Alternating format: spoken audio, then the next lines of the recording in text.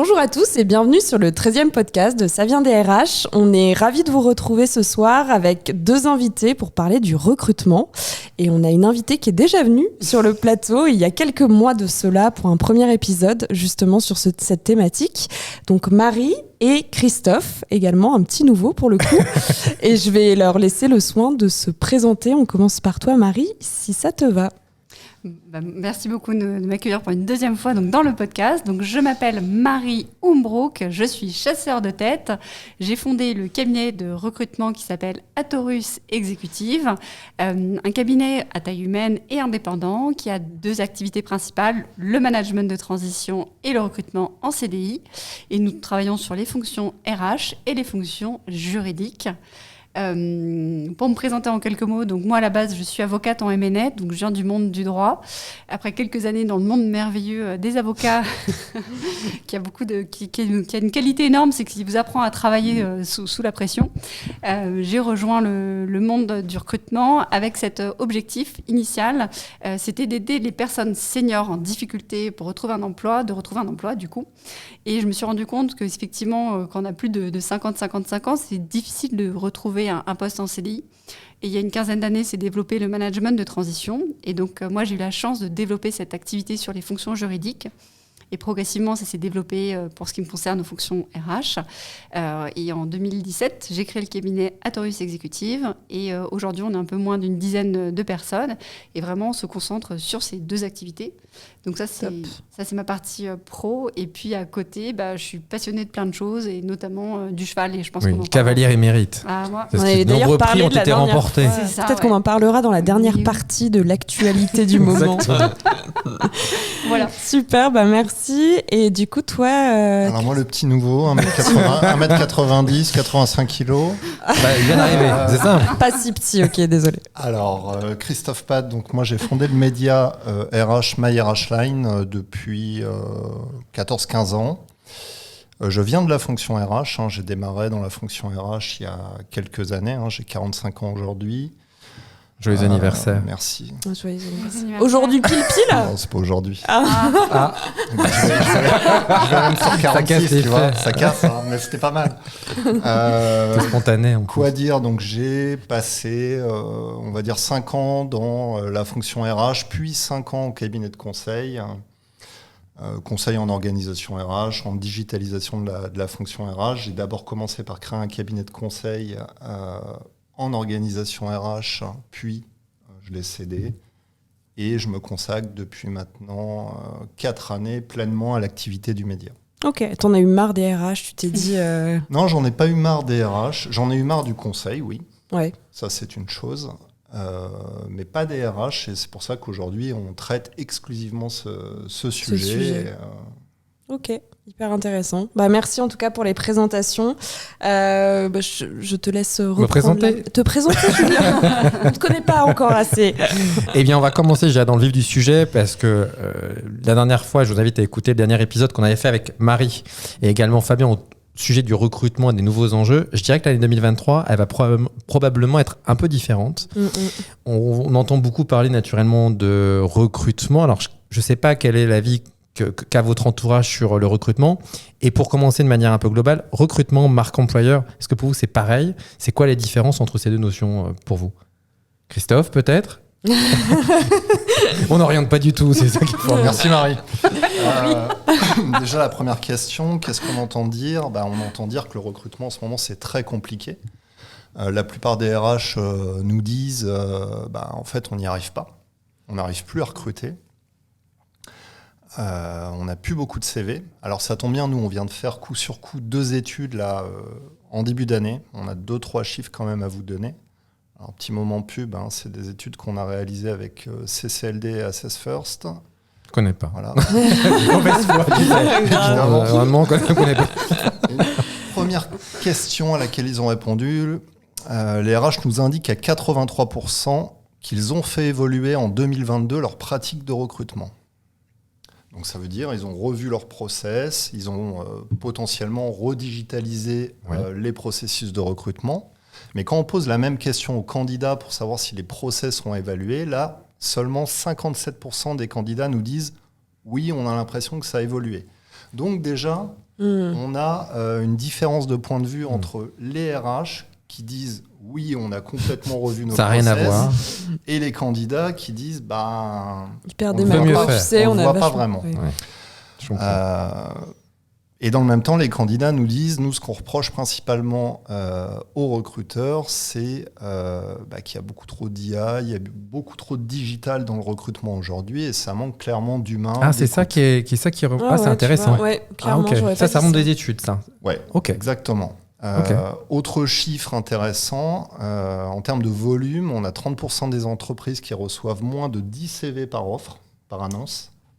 Et on a 60% des entreprises qui reçoivent moins de 25 CV par annonce. Je trouve qu'il y a eu un pic, enfin, moi je le ressens comme ça. Je trouve qu'il y a eu un pic en début d'année et que là ça se réaffaisse et qu'effectivement dès qu'on lance une offre, alors je ne sais pas si c'est, peut-être que tu saurais nous dire si c'est parce qu'il y a trop d'offres sur le marché et en même temps on entend dire que le marché est en train de décroître en termes de... On entend un peu tout et le contraire de tout. Voilà, c'est ça. c'est- Mais pour autant, j'ai toujours pas plus de candidatures sur des postes pourtant très généralistes, de commerciaux.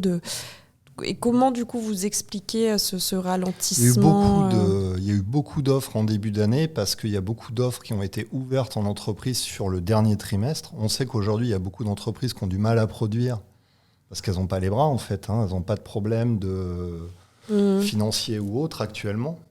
N'oublions pas que l'État a largement aidé les entreprises, donc il y en a encore beaucoup qui vivent Ouais, mais des subsides de plus tant que l'État. ça, la perfusion est en train de s'arrêter. Et dans parce le qu'on milieu, commence à rembourser. oui, et dans le milieu start-up, on a quand même, je pense que c'est C'est un une sujet à question part, les ensuite. start-up. Ouais, mais en tout cas, oui, c'est vrai que dans le global, peut-être que ça n'a pas tant baissé que ça. Il y a toujours une pénurie de candidats. On y reviendra d'ailleurs. Oui, On était sur la pardon. marque employeur. Désolée, j'ai un Non, peu mais c'est anticipé. pour nos auditeurs qui sont quand même Alors, 17 tu as millions raison. à la dernière Avant, pique avant, d'audience. Marie ? Ouais, je voudrais rebondir sur ce que tu disais, Christophe. Sur la premier élément par rapport au marché de l'emploi, ce qui était intéressant, c'est que dans les années précédentes, on avait des cycles. Soit tu étais un cycle candidat, donc ça a été en faveur du candidat, soit on était un cycle client, donc c'est-à-dire que c'était en faveur des clients et les candidats galéraient plus. Ce qu'on observe post-Covid, et c'est encore plus vrai aujourd'hui, c'est que c'est ni l'un ni l'autre. Donc c'est un espèce de mix, je sais pas, on n'arrive pas à bien savoir. C'est parce que en même temps, les clients veulent recruter, en même temps, les candidats recherchent et n'arrivent pas à trouver, en même temps, il y a des annonces, il n'y a pas d'annonces. C'est complètement mixé. Donc, on n'a pas une lisibilité comme on pouvait avoir il y a quelques années sur la réalité du secteur.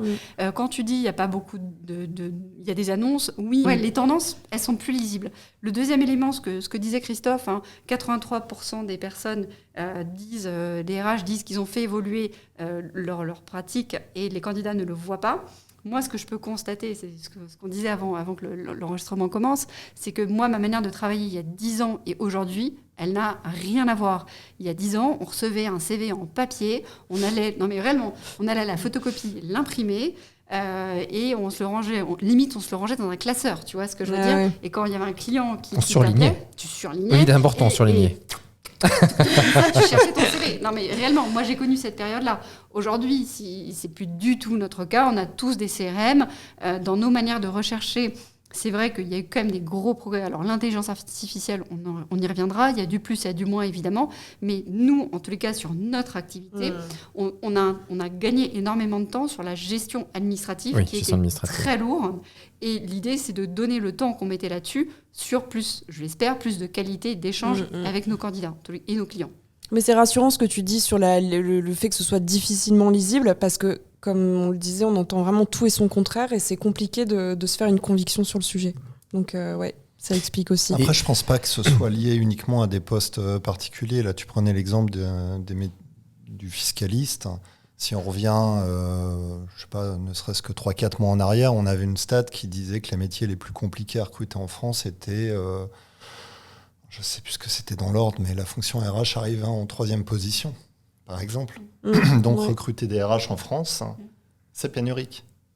Oui, bon, on en reviendra, je suis pas tout à fait d'accord. Mais comme j'étais bloqué un peu sur ma marque employeur, mais moi je suis un peu comme ça. Je veux dire, c'est pour les c'est carré, quoi. Voilà. D'accord. Non, c'est savoir en fait si dans les pratiques RH, pour reboucler sur ce qui a été dit, est-ce que la manière d'appréhender les difficultés que vous relayez l'un et l'autre, la manière de parler de la marque employeur a suffi, parce que ça fait quand même 2 ans qu'ils pondent des trucs dans tous les sens, ou est-ce que in fine, on tape un peu à côté est-ce que la marque employeur, c'est un peu le terme fourre-tout pour parler du recrutement et des pénuries, peut-être de l'inadéquation, ou est-ce que non, ça colle? C'est quoi la vision de la marque employeur comme ça, à brut couteau? Alors j'ai fait une petite définition pour ceux qui ne sauraient pas ce qu'est la marque employeur. Très bien, bonne idée.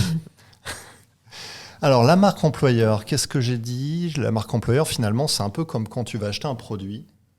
Parce que tu as une super publicité où tu dis « Ah, c'est génial, il me le faut ».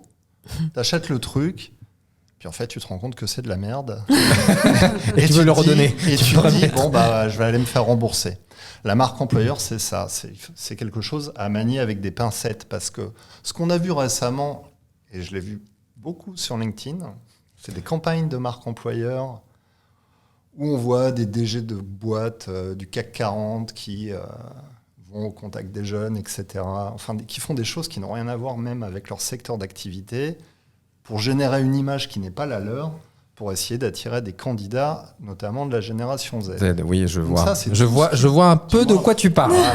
Ça, c'est J'en ai fait un post. Il ne faut pas faire, en fait. Oui. Parce qu'effectivement, le candidat va arriver dans l'entreprise, je vais faire attention de ne pas la citer, et puis, dès l'onboarding, il va se barrer. En fait. Oui. Il ne va pas rester. Déception, quoi. Donc la marque employeur, vu côté candidat, c'est quoi? C'est ce que publiquement il va pouvoir trouver comme données concernant l'entreprise. Donc il va trouver ça sur LinkedIn, sur des Glassdoor, en tapant le nom de l'entreprise sur Google, voir un peu l'actu de la boîte, les etc. J-France. Non, c'est une blague. On peut rire un petit peu. Par contre, côté RH, la marque employeur, c'est pas que ça. C'est pas uniquement faire de la veille sur comment j'apparais sur Google. C'est travailler l'expérience collaborateur, c'est travailler le onboarding, travailler la fidélisation de mon collaborateur, savoir lui offrir un plan de carrière, mais des ça, perspectives. C'est pas nouveau en réalité. Non, alors, qu'est-ce qui fait que ça bloque? Parce que ce que tu dis là, en soi, c'est pas un truc qu'on découvre. Hein. Tu as raison dans la partie fidélisation. Alors, où ça merdoit, si je peux me permettre cette expression cavalière? Alors, où ça merdoit? Déjà, probablement au niveau des directions générales, qui bougent beaucoup moins vite. Les directions générales restent assez bloquées sur ce qui a toujours fonctionné. Or, aujourd'hui, on constate que toi, comme moi, comme Marie, on a tous changé. Le Covid a tous eu un impact très fort sur nous, sur nos vies. Donc, on a tous une nouvelle perception du monde. Et également du monde du travail, mais également de notre vie privée. Et ça, les entreprises ne l'ont pas tout enregistré. Tu sens aussi la même chose quand tu es avec tes clients que ce que vient d'évoquer Christophe? Alors, là où je rejoins Christophe également, les entreprises qui font des belles photos sur Internet avec la galette des rois en disant « chez nous c'est super cool » et les baby-foot, etc., c'est complètement hors sujet et ça ne fonctionne pas. Si on se met côté candidat, aujourd'hui on est sur un mode ultra connecté, tout le monde sait tout. Et en fait, les candidats, quand ils vont en entretien d'embauche, ils sont très renseignés. Donc, ils vont aller sur les Glassdoor, ils vont aller sur tout ce qu'il peut y avoir. Même pourquoi ils continuent de le faire, alors, selon toi? Pourquoi ils continuent, si ça semble, parce que vous partagez la même vision, pourquoi ils continuent de faire des choses qui semblent être si dissonants? Parce que tu vois, Welcome to the Jungle, typiquement, ils ont un pack où quand ils te vendent l'abonnement, ils te vendent de venir prendre des photos, de faire des interviews. C'est ce que j'ai entendu, Et évidemment que c'est romancé. C'est-à-dire que tu vas choisir des collaborateurs qui sont plutôt contents d'être là, qui vont faire des photos dans les sofas à côté des. Oui, mais c'est pour tous les produits. Etc. Si je veux voyager, je veux pas qu'on monte à côté du. Oui, mais du coup, il n'y a pas de différenciation. Tu vois, c'est-à-dire que tout le monde fait ça, ça devient un peu le starter pack de l'entreprise. Oui, c'est un peu standardisé, c'est ça que tu veux dire. Surtout, ils ne répondent pas à la question, le fameux why, pourquoi vous allez me rejoindre? Et c'est là le vrai sujet. Les candidats, quand tu les as en face d'eux, c'est quel est le projet? Et en soi, ils ne veulent plus, comme on dit, la poudre de perlimpinpin. Ça, on s'en fout. Ce qu'on veut, c'est des vrais sujets, des vrais engagements. Et c'est ce que les candidats, et ce qu'ils recherchent, c'est qu'est-ce que je vais faire au quotidien, en fait. C'est la mission. C'est la mission de l'entreprise. Et la mission aussi. Ouais, mais la mission, tout le monde ne peut pas offrir des trucs pas possibles. Mais non, mais tu n'as pas besoin de ça. Est-ce que c'est pas un peu trop. Est-ce que c'est pas un peu théorique cette. Non, je suis pas d'accord. En fait, c'est pas la mission de la boîte. Elle n'est pas là pour sauver les pélicans, sais où. C'est pas le sujet. Le sujet, c'est moi, quand je vais venir dans cette boîte, quel va être mon impact? Et en fait, là où la difficulté, c'est quand tu fais des promesses que tu peux pas tenir et ça crée de la déception. Exactement. Si tu dis juste, voilà, c'est ça ton rôle, c'est ça qui va se passer, tu vas faire ça, t'es OK, t'es pas OK, mais une fois que t'es OK, on y va. Tu vois ce que je veux dire?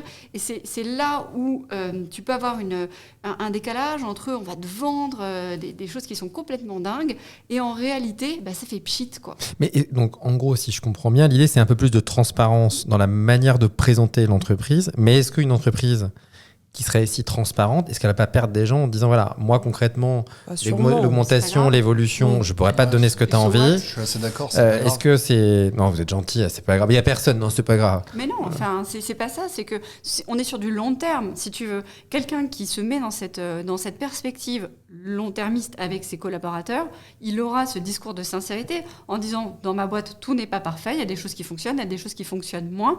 Et moi, je vois mes clients, c'est ce qu'ils font de plus en plus en disant voilà, par exemple, moi ma localisation, elle est pas cool. Tout à l'heure, j'étais avec un client, sa localisation c'est Roissy. Personne n'a envie d'aller à Roissy, mais il te disait, en contrepartie, on a plus de télétravail, on a plus ceci. Quand vous êtes sur place, vous avez des vrais avantages. Donc, si tu veux, c'était affiché clairement. Et du coup, c'est pas quand tu arrives, tu vois, tu es un peu déçu. Non, c'était clair. Okay, il faut être honnête dans le projet qui est vendu aux candidats. Après des fois, tu vends des trucs et les gens sont quand même déçus, mais je pense qu'effectivement, tu as moins de déception quand tu as toutes les cartes. Mais juste pour poursuivre, on a vu des nouveaux... On en parlait, ça va reboucler... des nouveaux acteurs fleurir, digitaux ou pas, sur le marché du recrutement.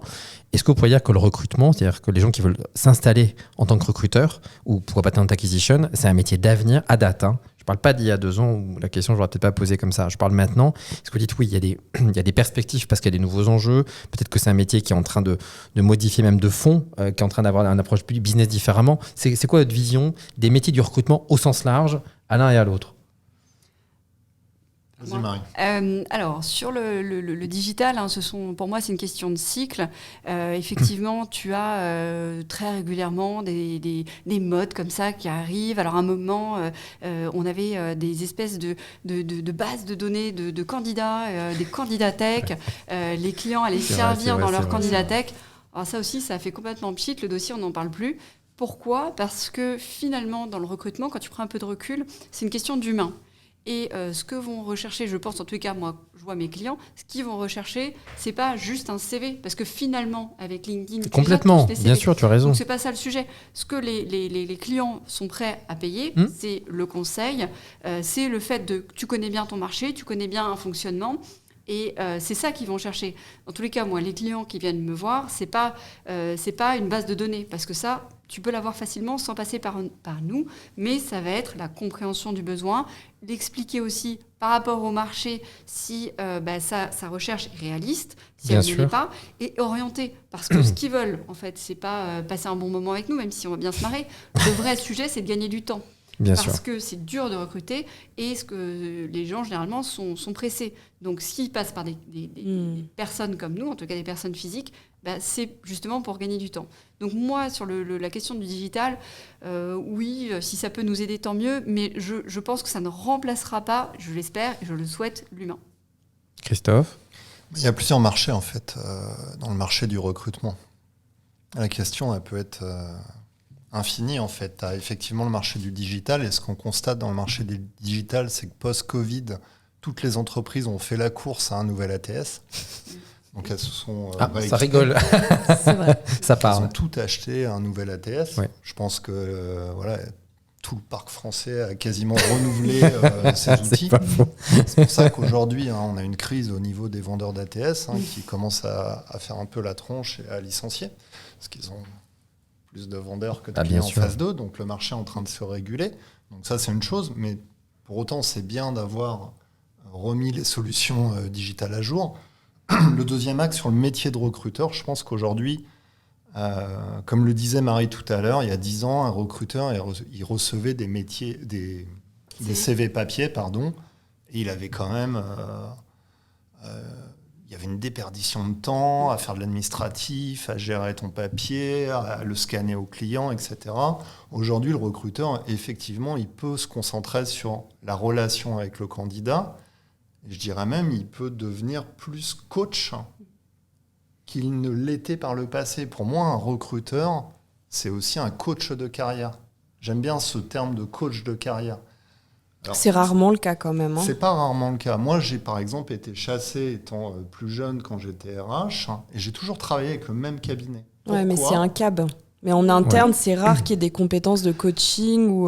Et encore, ça dépend des cabinets, parce qu'il y a des cabinets où c'est aussi des commerciaux qui sont sales avant tout. Ça pourrait le devenir. Ça peut être une tendance, à mon sens, de l'évolution du métier de recruteur, même en entreprise. Tu vois ? Moi, je rejoins parce que ce qui a fait, en tout cas, je parle de mon expérience, ce qui a fait la différence, c'est le slogan Château-Russe, c'est « Nos candidats sont formidables ». Et on a toujours veillé à une chose, ce qu'on appelle le candidat care. Tu vois, quand on va présenter un candidat à un client, on va passer du temps avant, on va regarder son CV, on va passer du temps à s'assurer qu'il a bien compris la fiche de poste. Et c'est aussi ce qui fait la différence entre un cabinet comme le mien, qui est indépendant et autonome, et un grand groupe où ils ne peuvent pas forcément le faire parce qu'ils ont des KPIs d'enfer à suivre. Oui, et c'est bien pas sûr. si simple que ça. Mais je pense que tu n'es pas la majorité des cabinets. Non, je pense pas. Non, mais en même temps, le marché du recrutement, c'est quoi? C'est 1400, 1500 cabinets. Finalement, c'est très peu. À l'aune de l'ensemble du recrutement, c'est infinitésimal. Ah bon? Je pensais que c'était plus que ça, tu vois. On a Non, 4% du marché. C'est vraiment tout petit, pour le coup. Ok. Mais après, et on est sur un type, on y reviendra. Le profil, enfin, Marie, on n'a pas, si vous l'avez compris, avec le profil de fiscaliste, mais on est quand même aussi dans des profils capés, je veux dire. Oui. Donc, qui permettent aussi de nourrir. On n'est pas dans de la masse. On va y revenir après. Mais pour le coup, ça joue. C'est-à-dire qu'en fonction des interlocuteurs, des niveaux du temps, si c'était des recrutements en masse de 300 personnes, on voit bien la limite de l'exercice. Bien sûr. Mais néanmoins, pour vous, l'accompagnement de candidats dans la carrière de manière ponctuelle, ou en tout cas plus régulière, peut être une tendance à développer pour que ce soit pour un développement business, mais d'une manière générale, en posture, si je comprends bien. Oui, alors après, tu vois, il y a quand même quelque chose qui est très franco-français, c'est que nous, tout ce travail de coaching, on n'est jamais payé pour. Si tu vas par exemple à Singapour, les chasseurs de tête, ils sont aussi payés par les candidats. Oui, ça, on pourra en parler, parce que je confirme que c'est pas du tout... Pour l'avoir essayé, c'est très compliqué. C'est un autre business model, mais bon, en tous les cas, en France, on n'a pas ça, et pourtant, ça nous prend beaucoup de temps. Alors quand on est dans un marché comme le mien, c'est vertueux, parce qu'un jour, ton client sera ton candidat, mais si tu es dans un marché, comme tu le dis, où tu dois recruter 300 ou 400 personnes en masse, c'est moins... Ça va être une très bonne transition pour la question suivante. Qui dans son truc, tu sais. Non, en fait, on parle notamment, on s'enorgueillit un peu en France de la baisse du taux de chômage, et c'est très bien, puisque la baisse, elle est à 7,2. Ce qu'on nommait alors, de dire, c'est que ce taux de chômage, il est effectivement basé sur les standards, au sens du BIT, donc au sens de standard des autres pays, pour qu'on puisse comparer des choux et des choux et des carottes et des carottes. Jusqu'à là, on est bien, donc 7,2, c'est vachement mieux qu'il y a quelques années. Moi, quand j'étais jeune et insouciant, il y a longtemps, c'était 10-12%. Voilà. Maintenant, on est à 7,2, on dit c'est très bien. Parce que quand on cumule les catégories B, C, D, E, on arrive quand même à 6 millions de personnes. Moi, je suis navré d'être un peu grain de sable, mais enfin, je suis quand même de plus en plus dubitatif sur la notion de pénurie de talent. Parce que je veux bien qu'on me raconte la messe, mais quand dans un pays, on a encore 3 millions de personnes qui cherchent un emploi à temps plein, plus 3 autres qui sont dans la recherche, même si c'est en temps partiel, même si c'est pas disponible, ok, c'est 6 millions de personnes.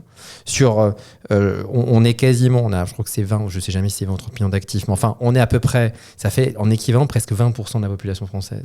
Donc de qui on parle en fait quand on parle de pénurie de talent? Des métiers hyper...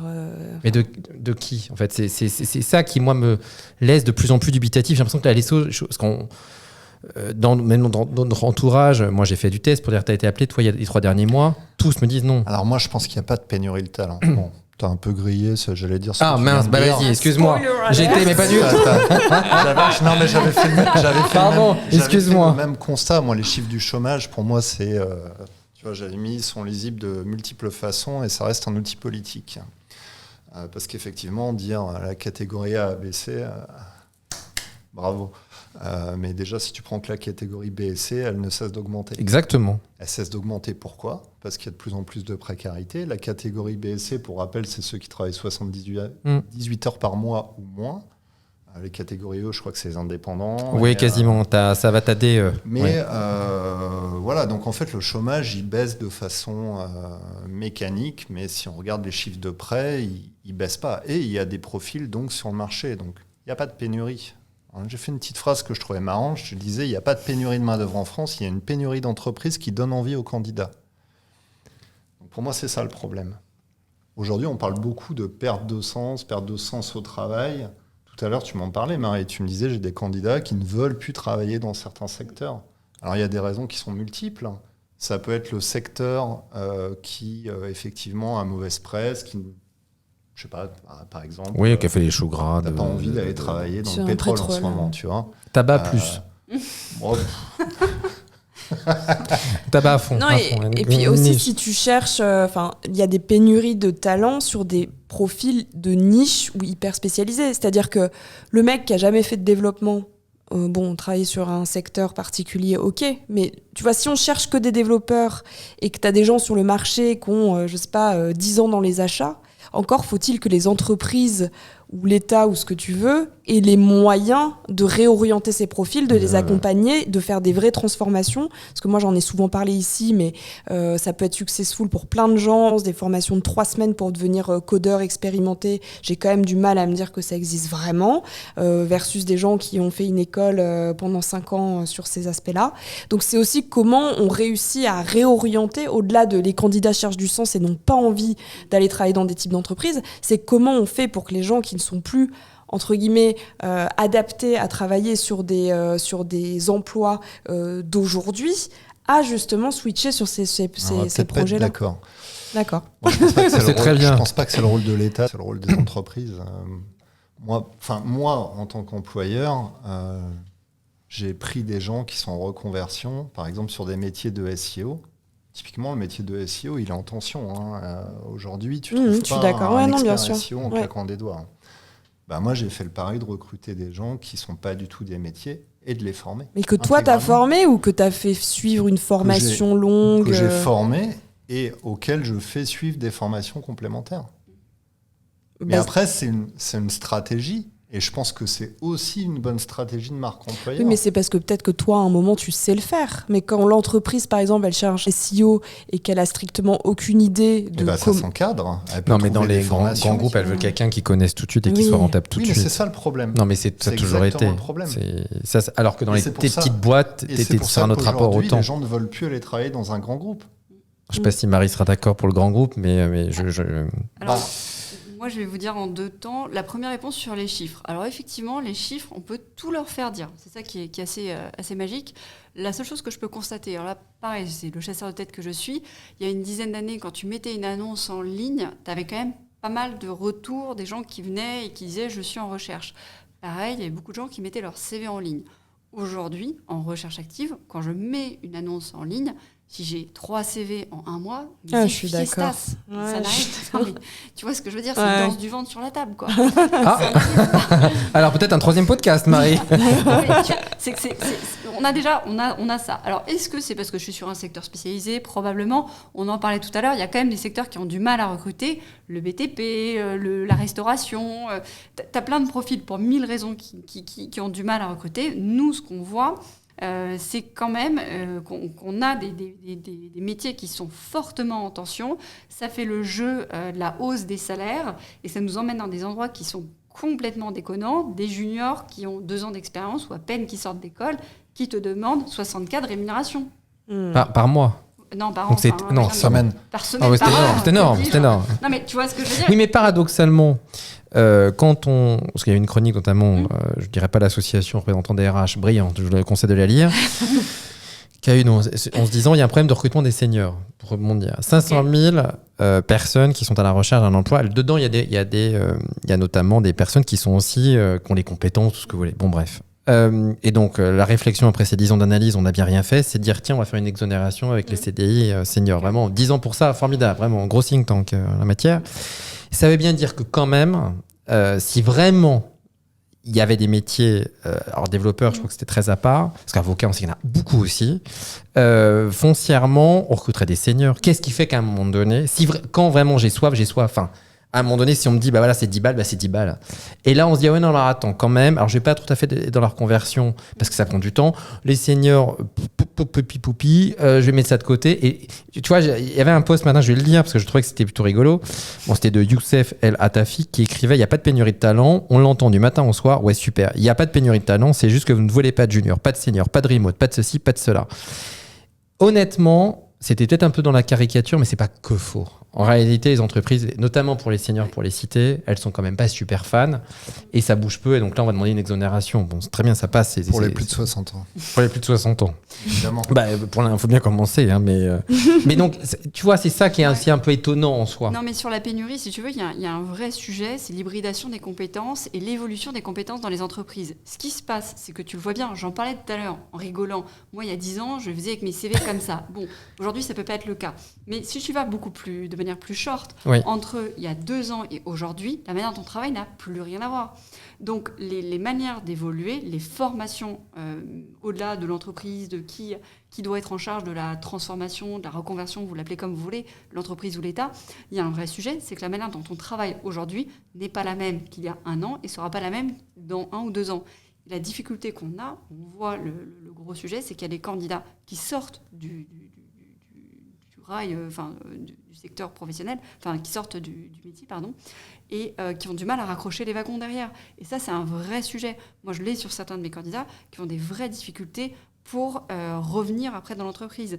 Ensuite, pour répondre à la question de Christophe sur est-ce qu'on peut amener des gens qui ont fait des travaux complètement différents sur des nouveaux métiers, moi, j'en suis l'exemple parfait à titre personnel, j'ai fait plusieurs reconversions professionnelles. Dans mes équipes, pareil, j'en parle avec grand plaisir. Carla, qui a été ma première assistante chez Atorius Executive, avant d'être assistante chez moi, elle était maquilleuse et elle était serveuse en boîte de nuit. Elle est devenue assistante chez nous. Au bout de 5 ans, elle est passée au recrutement. Et je suis ravie de ce travail. Ça veut dire quoi ? Ça veut dire que la manière dont on travaille va évoluer. On a connu un monde professionnel où on a fait toute sa vie le même métier. Nos parents, nos grands-parents étaient toute leur vie le même métier et la plupart du temps travaillaient dans la même entreprise. Ce qu'on sait aujourd'hui, on travaillera dans plusieurs entreprises. Très probablement, on aura plusieurs métiers. Regardez autour de la table. On l'a dit tout à l'heure, on a tous eu d'autres vies avant. Et je pense que l'étape d'après, on aura plusieurs métiers en même temps. Et là, c'est vrai, c'est aux entreprises de s'adapter à ça. Alors, pourquoi c'est aussi aux entreprises de s'adapter ? Parce qu'il faut aussi remettre les choses dans le contexte et revenir un peu en arrière. Tu te rappelles de la loi sur la GPEC ? Ah oui, 2007, formidable. Voilà, 2007, on m'a demandé sur une intervention au comité de groupe, je m'en souviens. Oui, mais seulement la loi sur la GPEC, ça vous fait sourire. Non, à la base, c'était une très bonne loi. C'était une très bonne loi du gouvernement pas été... qui avait Juste si tu peux expliquer pour ceux qui ne savent pas ce que c'est GPEC, si tu peux donner l'acronyme pour ceux qui ne connaissent pas. Gestion prévisionnelle des emplois et des compétences, devenue aujourd'hui la gestion des emplois, la GEPP. Je ne sais plus, je suis fatigué. Mais en fait, où est le problème principalement ? Cette GPEC, elle a été mise en place en se disant les métiers vont évoluer, attention les entreprises, vous avez intérêt à tout de suite mettre en place des plans de développement des carrières de vos collaborateurs. C'est à ça que ça servait. Mais c'est très bien. Sauf qu'en fait, qu'est-ce qui s'est passé ? La fonction RH, aujourd'hui, on le sait depuis des années, c'est la 5e roue du carrosse. Donc les directions ont mis 0 budget là-dessus. Oui, je confirme. 0 budget, mais c'est le même problème pour la marque employeur. 0 budget, donc on ne recrute pas. Il n'y a pas d'experts en marque employeur, il n'y a pas d'experts en développement des talents, il n'y a pas d'experts en gestion de carrière. Donc finalement, aujourd'hui, les entreprises payent ce qu'elles n'ont pas mis en place depuis 10 ans. Pour moi, c'est aussi logique que ça. Ce qui se passe, c'est que c'est accéléré parce qu'évidemment, le Covid est venu donner un gros coup de marteau là-dedans. Mais on n'aurait pas eu le Covid, là, on est en 2023. Peut-être que la situation irait gentiment, mais à horizon de 2025-2026, on arriverait au même résultat. Donc je pense qu'on ne peut pas dire « Ah, le gouvernement ou autre, ou les gouvernements n'ont pas. » Si.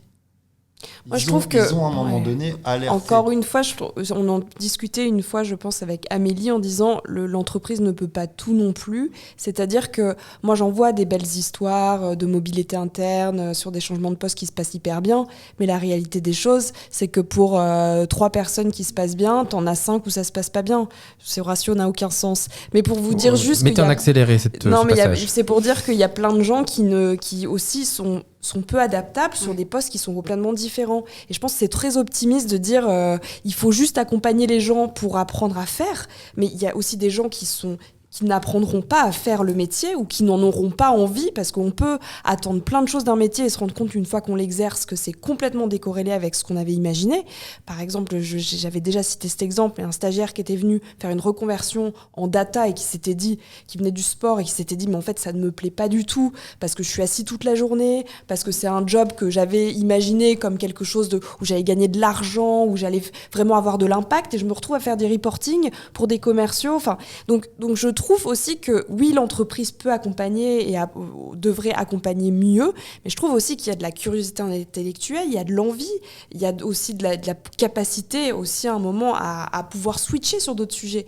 Tu disais, on va faire plein de métiers en même temps, mais il y a des gens qui sont aussi pas capables. Alors je suis peut-être assez pessimiste, mais pas capables de pouvoir switcher sur plein d'idées et qui sont dans leur zone de confort quand il faut gérer un seul sujet et ne pas en sortir. Non, mais il en faut aussi. Il faut effectivement. Là, c'est un truc très parisien, plus citadin, plus urbain, plus diplômé. Surtout qu'en Inde, par exemple, ils sont hyper monotâches et c'est très français aussi. Je prends l'exemple, par exemple, de tout le monde, des mutuelles, prévoyance, etc., qui ont vécu une transformation digitale hyper accélérée.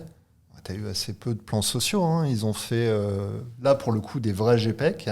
Moi, j'ai discuté avec des DRH de grandes mutuelles où ils ont embarqué des programmes de 5-7 ans de transformation des métiers. Ah, mais 5-7 ans, ouais. Eh oui, mais c'est ce que je disais. Ouais. Le problème, c'est pas d'arriver en 2023 et de se dire « Ah, on n'y arrive pas ». Ah oui, mais ça ne se construit pas en 2 minutes. Ah, ça, je suis Une d'accord. marque employeur, ça ne se construit pas en mettant 40 000 € sur la table en faisant un coup de publicité. Non, mais tu as raison. C'est ça, une stratégie RH. Et une stratégie RH, on parle de plans pluriannuels, triannuels. Enfin, ce n'est pas un hasard, en fait. Il n'y a pas de surprise. Donc aujourd'hui, les entreprises qui nous disent « Ah, j'ai une pénurie, j'y arrive pas bah, », tant mieux, tu t'en rends compte, c'est bien. Ouais, mais il faut être une grosse boîte. Tu parles des mutuelles, mais pour faire 5 à 7 ans de reconversion sur des gens qui passent la moitié de leur temps. Mais après, je te parle de milliers d'emplois. Oui, mais tu as des pénuries dans des fonctions aussi, tu vois. Tu as des pénuries dans des fonctions.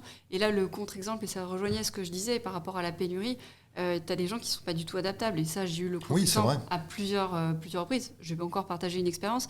Donc, quand mon assistante est passée côté recrutement, je cherchais une nouvelle assistante. Donc, pareil, je vais rechercher quelqu'un. Moi, ça me va très bien, quelqu'un qui n'avait pas fait. Et j'étais partie sur une personne qui était senior bien avancée, mais moi, ça m'allait très bien et c'était cool. Sauf que si tu veux, le problème, c'est que la personne ne savait pas ce que c'était LinkedIn, savait à peine se servir d'un Word et on avait du mal avec un mail. Donc là, je me suis dit, waouh, ça part de loin quand même, quoi. Donc, si tu veux, elle n'avait pas la capacité de se mettre à jour. Donc, c'était trop compliqué et c'était vraiment un moment difficile pour moi, mais j'ai pas pu avancer avec cette personne. Oui, mais là, tu me parles de... trop loin. Oui, mais là, je dirais presque que c'est une erreur de recrutement. Je ne l'ai pas fait du coup. Tu l'as pas fait. Non, je l'ai pas pris parce que j'étais pas en mesure de l'aider. C'est un autre sujet. Tout le monde ne va pas devenir, ne va pas passer d'un métier à l'autre. Mais on est obligé d'aller au moins d'offrir la possibilité d'eux. Oui. Après, que les gens fassent pas, et les capacités, ou qu'on les accompagne dans le développement de leurs capacités, c'est autre chose. On est d'accord. Mais déjà, cette mentalité de dire je donne la chance ou je vais tenter de former des collaborateurs ou d'onboarder des candidats en les amenant vers un chemin, déjà proposer ces pistes. Et moi, je trouve ça super quand il y a une jolie histoire qui se passe bien, que tu as des gens qui s'épanouissent et que tu as donné l'opportunité de mobilité interne. Je trouve ça top. Mais c'est après, vrai les plans de GPEC, quand tu les mets vraiment en place et que tu négocies avec les partenaires sociaux, vous êtes parents, mais bon, ça se passe. On va vous négocier les budgets, les gens ne sont pas mobiles, clairement. On va vous dire, OK, mais c'est sur combien de temps ? Vous ne pouvez pas dire tout à fait la réalité, vous ne pouvez pas dire les postes qui vont être supprimés, ça inquiète. Vous ne pouvez pas dire les emplois qui vont non plus arriver. Donc, il faut quand même des budgets absolument importants et la temporalité des entreprises n'a pas tant changé que ça. On veut, quoi que vous en disiez, on veut des gens rentables vite. Oui. Et ça, on peut se faire plaisir. Mais on est en train de dépeindre, et je pense que c'est aussi pour ça le décalage, l'entreprise comme étant une espèce de grosse association caritative qui va aider sur des valeurs. Puis quand on découvre que c'est pas le cas, on descend de 352 étages. Parce qu'on dit, oui, donc en fait, on demande des résultats, on demande des KPIs.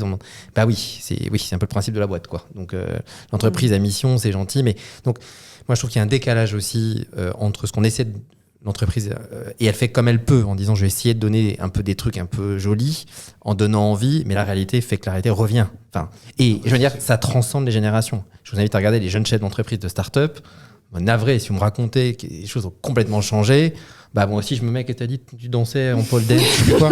Pareil, ça sera un peu pole dance, ah oui on met la barre plus haut là, cette fois-ci. Ça va être joli et gracieux surtout, ça va être formidable. Donc c'est vrai qu'il y a un côté un peu temporalité qui me laisse un peu dubitatif. Il y a aussi une méfiance de la part, vous avez des gens quand même 150 000 personnes jeunes sortent du système scolaire chaque année sans diplôme, hein. C'est ça la réalité. Donc on parle quand même de très peu de gens qui sont en capacité. Et c'est un peu ce que je sens de ma petite lorgnette. Il y a une petite partie des salariés qui ont cette capacité de se mettre à leur compte, de se lancer, de se remettre de bouger, d'être en mouvement, de se mettre en télétravail, d'avoir le budget. Il y a toute une masse de gens. Moi, je vous invite à regarder quand les usines ferment. Là, on a notamment les plans sociaux. C'est très bien cette transition avec ma deuxième question. C'est formidable.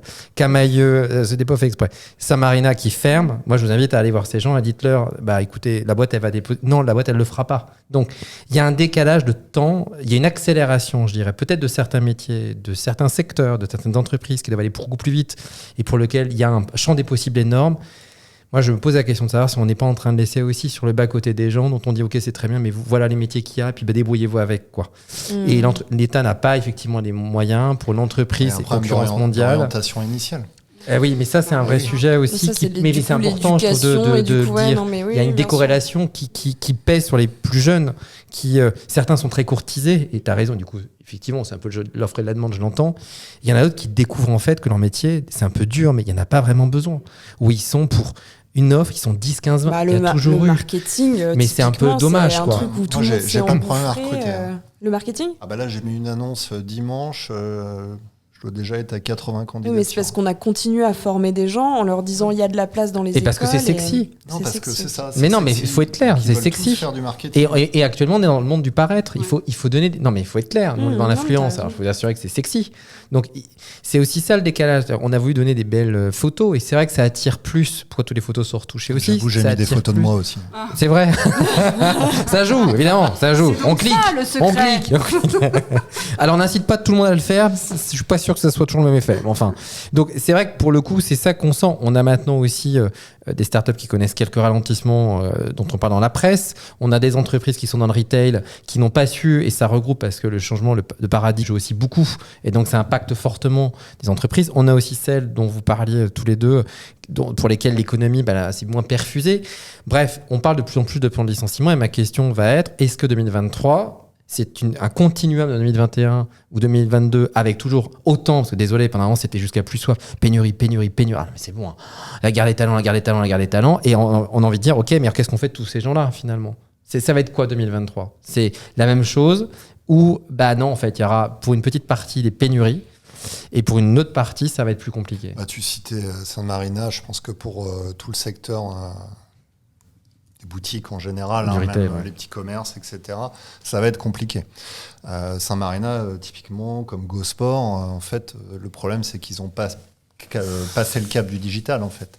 Ils se sont fait rattraper par des habitudes de consommateurs qui ont changé et ils n'ont pas su prendre le bon virage au bon moment. Et puis après, quand ils ont essayé de prendre le virage, c'était trop tard. Effectivement, les personnes qui sont mises sur le carreau, oui, vont avoir des difficultés à être classées aujourd'hui.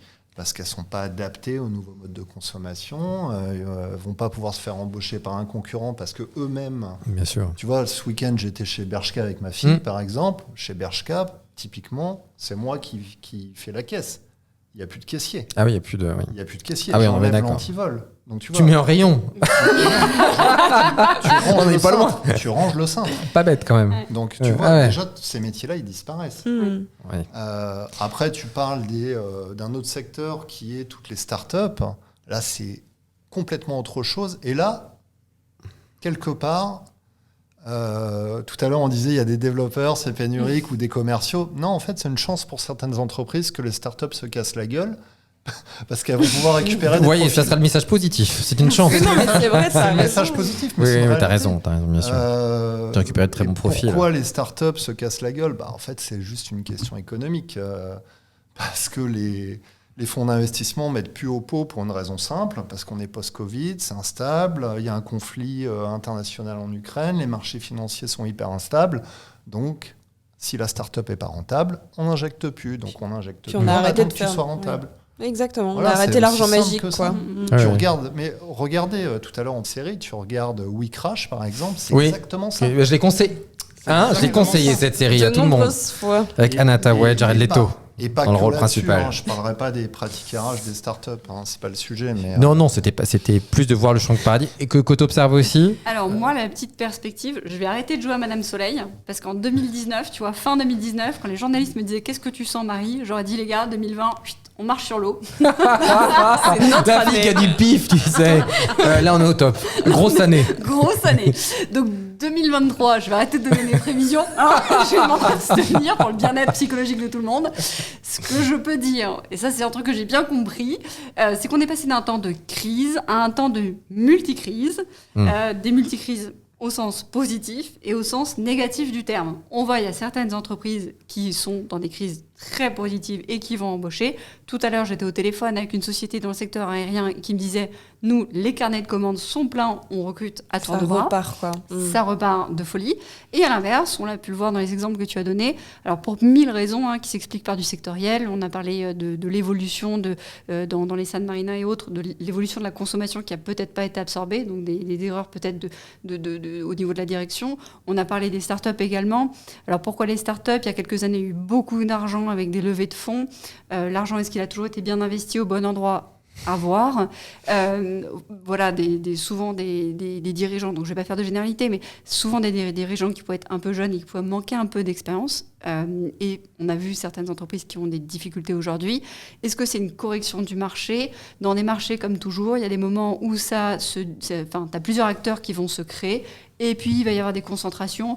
Ça, c'est économiquement, c'est assez classique. Donc, pour moi, c'est peut-être une correction. C'est pas nouveau. Oui, voilà, Mais est-ce que selon vous, on va en 2023 potentiellement, je sais que c'est difficile de se projeter, mais est-ce qu'on va avoir justement, parce que le chômage aujourd'hui avec la réforme est quand même très lié à un indicateur vert rouge, là on se dit tout est au vert, mais est-ce qu'on va se retrouver en septembre, ou je sais pas, le temps qu'il y ait l'impact qui se fasse sentir, mais avec plein de candidats de nouveau sur le marché du travail à la recherche de l'emploi et limite plus assez d'offres par rapport au nombre de candidats, ou c'est pas quelque chose que vous sentez ? Moi, je pense que si j'écoute les quelques DRH avec qui j'ai pu parler, on va déjà avoir plein de plans sociaux dans tous les secteurs. C'est pas la minute. Non, mais il faudra mettre une musique adaptée. Ouais, mais on sait. Et ça m'a surpris. J'ai discuté avec un DRH d'une entreprise internationale qui est leader dans son domaine, qui marche très très fort, et qui m'a dit on va licencier. Et je me suis dit comment ça tu vas licencier à ton niveau ? Il m'a dit oui, parce que tu comprends, avec le full remote et le télétravail, on s'est dit deux choses. Déjà, on s'est rendu compte qu'on allait pouvoir vendre nos locaux. Et c'est des millions, voire des milliards d'euros. Certains, ouais. Deuxièmement, on s'est dit, si on vend les locaux, en fait, il y a plein de gens dont on n'a plus besoin. Parce que dans les locaux, il y avait des métiers, Office management, facility, logistique, etc. Mais si c'est Tous ces des talents... métiers-là, on n'en a plus besoin. Non, mais d'un point de vue strictement économique, la question ne s'est pas posée. On licencie. Donc on revient dans le côté pragmatique. Du coup, on va et aller financier de s'installer en l'entreprise. Asie parce qu'on peut bosser avec des gens n'importe où. Pragmatique. Donc moi, je pense que tout à l'heure, Marie disait non, il y a pas, c'est pas les recruteurs qui sont en force, c'est pas les candidats. Je suis pas tout à fait d'accord. Sur les 2 dernières années, les candidats avaient quand même repris un peu la main sur le process de recrutement. Ça se disait partout, en tout cas. Oui. Et je pense que 2023, c'est une année qui va être une année de transition où les choses risquent de fortement se rééquilibrer. Ok. Moi, je précise, il y a eu des cycles, c'est-à-dire que les autres Oui, années, t'as des cycles. aujourd'hui, on est un peu indécis.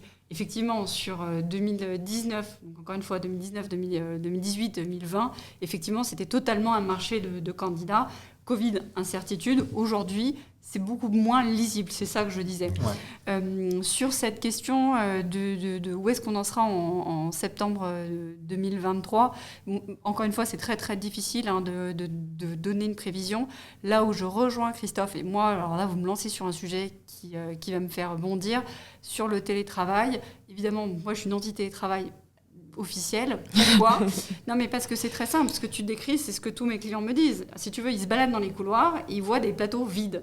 Donc, que veux-tu leur dire ? À part, ils me disent... Ça se disait pas. C'est nouveau, Marie, ce que tu dis. Parce que avant, il y a encore 6 mois, il n'était pas de bon ton de critiquer le télétravail. Moi, j'ai toujours Il fallait être hyper nuancé et il était plutôt admis que c'était plutôt bien, que c'était dans le sens de l'histoire. Et on parlait il y a 2 minutes de marque employeur. Si on revient, c'était l'un des meilleurs d'attirer.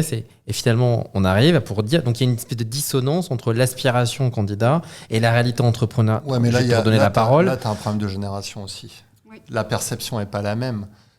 J'allais dire, nous, tu vois, quarantenaires, le télétravail, ça peut bien nous correspondre. On est formé, on est autonome. Je suis d'accord. On n'a pas de problème. Voilà, j'ai pas besoin Enfin, je sais qui appeler si j'ai un souci. Maintenant, si je prends des collaboratrices, par exemple, chez moi, qui viennent d'arriver, qui sont bien plus jeunes, ok, elles sont contentes d'avoir 1 ou 2 jours de télétravail. Mais c'est ce que j'entends aussi. franchement, elles aiment bien être au bureau, en fait. Parce qu'elles sont aussi là pour apprendre. Elles ont besoin même de venir taper à ma porte, de rentrer, de dire bah, « Tiens, Christophe, tu peux valider ça, qu'est-ce qu'on fait ?» Et d'être vraiment dans l'échange permanent. Et ça, c'est pas possible en télétravail. Donc, en fait, toute cette génération, on va dire, entre 20 et 30 ans, et qui va prendre de plus en plus de place sur le marché, pour moi, ils ne sont pas forcément favorables à du full remote ou à trop de télétravail. Hein. Alors, quand même, nous, ce qu'on voit, c'est que tu as beaucoup de candidats qui nous demandent, c'est une des questions, tu vois, genre où le poste est basé. Effectivement, quand tu es au fin fond d'Orly ou autre, c'est pas évident d'y aller tous les jours. C'est pas comme si tu es en plein milieu du 8e. Je comprends. Il y a ça aussi. Maintenant, très clairement, sur le télétravail, moi, je pense qu'il faut être assez modéré, c'est-à-dire avoir une utilisation qui est cohérente par rapport à son activité. Et ce que tu disais, c'est très juste, c'est qu'à force de mettre tout le monde en télétravail, quand les patrons se baladent dans leur couloir, qu'ils voient qu'il n'y a personne, on l'a vu sur plein d'entreprises qui se disent « Mais attends, je vais fermer mon bureau, je vais avoir plus de frais de chauffage, plus de cantine à payer, et ainsi de suite. » Donc si tu fais des économies qui sont importantes. Et comme les gens sont mis en télétravail, c'est un peu plus compliqué pour avoir une action. Oui, mais tu peux aussi prendre des locaux. Enfin, moi, je me fais un peu. On en parlera demain du télétravail pour information. Non, mais c'est très bien, c'est important de le dire aussi. Mais plus petit, plus restreint, pour avoir une rotation et avoir moins le sentiment de ces locaux complètement vides, où en fait, sur tes 200 salariés, au max, tu as 80 personnes dans la journée, et que évidemment, si tu as sizé pour 200, quand tu es 80, même si c'est quand même relativement correct d'être 80, bah, tu as la sensation qu'en fait, tu as 10 personnes qui se baladent dans la journée dans tes bureaux. Mais moi, je trouve que c'est pas complètement... on va en reparler demain, évidemment, mais je trouve qu'il faut s'adapter aussi pour recruter. Moi, je trouve qu'on peut pas demander un effort aux gens qu'en période de ultra-crise, du rester chez vous, bosser de chez vous, et de revenir complètement... les entreprises qui ne permettent plus du tout de flexibilité, j'ai énormément du mal à l'entendre, où en fait, quand tu as un problème et qu'il faut aller gérer ton chauffage, bah, le mec va te dire « Ah non, chez nous, il n'y a pas de télétravail. » Enfin, je trouve qu'on a mis en situation des jeunes sur du télétravail, où aujourd'hui, revenir complètement sur ce qu'on a dit, et je pense que tous les métiers ne sont pas télétravaillables de toute façon, mais c'est compliqué, quoi. Enfin, je suis pas d'accord sur ce que tu dis, justement sur les jeunes, et je vais te donner un exemple sans citer les boîtes. C'est dommage. Pas mal de boîtes qui sont en full remote. Et en fait, le full remote, c'est juste écrit dans leur contrat, parce que la majorité du temps, ils sont dans le même coworking à Paris, et ils sont une centaine. Oui, après, il n'y a pas que... On leur a laissé le choix dans leur contrat en leur disant, soit tu es en télétravail, soit tu as tant de budget pour aller dans un coworking. Ils ont, à 80%, ils ont pris l'option de tous se réunir en coworking. Et au final, ils sont pas en télétravail. Mais là, tu prends un cas complètement extrême. C'est pas extrême. Parce que c'est soit tu es en full remote, soit tu es complètement au bureau. Je pense qu'il y a du travail un peu... Après, je suis d'accord avec toi sur le fait qu'il faut laisser de la latitude et quelques jours de télétravail. Mais ça fait un peu un manque de confiance. Je comprends sur les jeunes qui n'ont pas eu de méthodo pour apprendre comment bosser, etc., qui ne savent pas structurer leur travail, qui ont besoin d'apprendre. J'entends, tu vois. Est-ce que tu as envie à Paris, quand tu as 25 ans, que tu vis dans un 20 mètres carrés d'être en télétravail ? Je suis d'accord. Après, tu as des gens qui recherchent aussi... Une terrasse ou pas de terrasse ? Non, si tu as un chat, mais... Non, après, du coup, pour avancer, après on parlera des questions un peu plus ouvertes. Ce que je trouve intéressant là dans l'échange, c'est que finalement, 2-3 ans après le Covid, on s'interroge, plus qu'avoir des affirmations, mais sur le télétravail qui, comme je te disais, on avait beaucoup de papiers quand même, qui étaient très hagiographiques, en disant télétravail c'est formidable, c'est l'heure de demain, on pourra travailler à distance, on pourra travailler à l'étranger. On commence l'un et l'autre, vous abondez dans ce sens-là pour dire on commence à y revenir. Pareil aussi en termes de marque employeur, qui était quand même le sujet phare avec le management bienveillant, les deux sujets ils se tenaient à touche-touche, sur le fait que c'était nécessaire. Et là, on se dit, ok, mais alors on va peut-être revenir à des choses un petit peu plus authentiques. Donc, et là, on commençait à dire, attention, le marché était effectivement très demandé, enfin, le candidat avait le poids, et là, ça commence à se rééquilibrer, voire on commence à parler de plans sociaux dont on parlait pas, et on en parle quand même relativement peu, je trouve, encore dans la presse. Ma question est la suivante, c'est de dire, on a parlé dans les tendances aussi, c'est talent. Tout le monde était un talent. Pour en revenir à la base de la gestion des talents, c'était pas ça. La gestion des talents, c'était lié aux pratiques de management veillant à identifier les personnes sur lesquelles on va pouvoir mettre le paquet, excusez-moi l'expression un peu triviale, mais en termes de formation pour prendre des responsabilités, notamment dans les organisations de remplacement. Bon, quand on a tout un peu mis les mots se substituant les uns aux autres, tout le monde est devenu talent. Ah, mais du coup, alors, si tout le monde l'est, est-ce que finalement... on peut encore parler de talent. Est-ce que ce mot qui a été un substitut de mot salarié, parce qu'on peut dire, qui est vulgaire, salarié c'est vulgaire, on ne peut pas du tout être salarié, on veut être un talent. Mais partie des tendances. Et du coup, ça m'intéresse aussi d'avoir peut-être ta vision aussi, Christophe, sur ça. Mais est-ce que finalement, on n'est pas arrivé dans des tendances très RH avec des chaque année, il faut un nouveau truc qui ressort. Le talent, c'est toi, c'est moi. Je suis un peu coupable aussi parce que moi-même, dans les articles qu'on diffuse, on parle de talent. Ah voilà. Mais ça, c'est bon. Les mots sont lâchés. Je vais être honnête, ça, c'est une terminologie utilisée par les médias. Quand tu discutes avec un DRH, il ne te parle pas de talent. Il te parle de salariés, de la plupart du temps de collaborateurs. collaborateurs. Pourquoi, toi, tu parles de talent, Christophe? Parce que c'est plus marketing. Voilà. C'est plus glamour. Les mots sont lâchés. Toi, t'as un talent pour moi, tu le sais. Ça me fait plaisir, ce que tu me dis. Ça me touche énormément. C'est pas vrai? Non, mais t'as raison. Les talents, à l'origine, en RH... c'est un peu galvaudé, c'est ça que je veux dire. C'était les hauts potentiels, c'était un petit noyau de collaborateurs auquel on portait de l'attention. Et d'un point de vue marketing, c'est quand même plus sympa que dire que l'ensemble des collaborateurs. À quand les pépites, à quand les étoiles? Parce que... Ça se dit pépite. Hein. Oh mon Dieu, non, pépite is the new talent en 2023. Ouais, non, moi je craque. Hein. Marie, peut-être ton avis aussi sur ce rééquilibrage ou ces mots un peu parfois galvaudés en RH? Alors moi, de mon point de vue, on recrute des talents. Enfin, c'est pour moi, c'est aussi du marketing. Les clients, quand ils viennent nous voir, c'est beaucoup plus trivial. C'est j'ai un trou dans ma raquette, j'ai un besoin urgent, aide-moi s'il te plaît. Donc si tu peux l'appeler talent, tu l'appelles talent. Mais si tu l'appelles autrement, tu l'appelles autrement. C'est juste help, I need you, tu vois. C'est juste ça. Donc après, talent, pas talent, voilà, tu vois, enfin, chasseur, pas chasseur, je sais pas. Mais en tous les cas, ce qui est important, si on doit mettre aujourd'hui les attentes des clients de manière globale, c'est quand même des gens qui viennent répondre à leurs besoins. C'est souvent de l'opérationnel, souvent de la stratégie. Et un talent, c'est quand même quelqu'un qui va venir faire évoluer la boîte. Mais c'est pas un mot magique pour moi, ça change pas grand-chose, quoi. Les dernières petites questions, Claire, si tu les as. Alors, les petites questions, mais du coup, c'est vrai qu'on met toujours les mêmes questions. Oui, c'est vrai. Tu peux les inventer si tu veux. Par exemple, ta couleur préférée, non, des trucs un peu provoque. On parlait en préambule, je pense que tu le disais tout à l'heure, sur les sujets un peu pro/perso, mais c'est de ça dont on parle. Tout à fait, Claire. Vous suivez bien. Donc, non, mais sur vos activités un peu extrascolaires, si je puis dire, qu'est-ce qui vous passionne dans la vie, hors RH et recrutement, évidemment.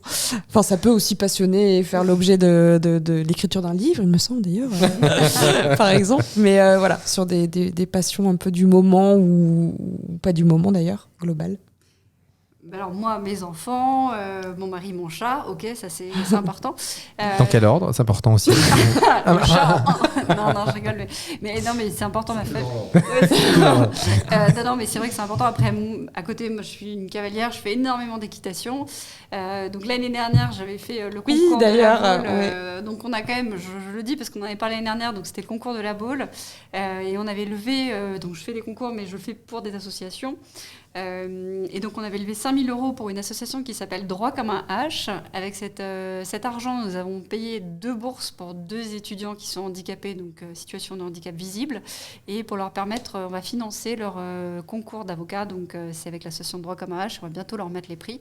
Donc ça, c'est l'actualité. Top. Je recommence cette année parce que l'année dernière, j'ai pas gagné. Tu vois, donc... Ah oui, on est dans la win quand même. On est dans la win. On est ça juste pour... oui.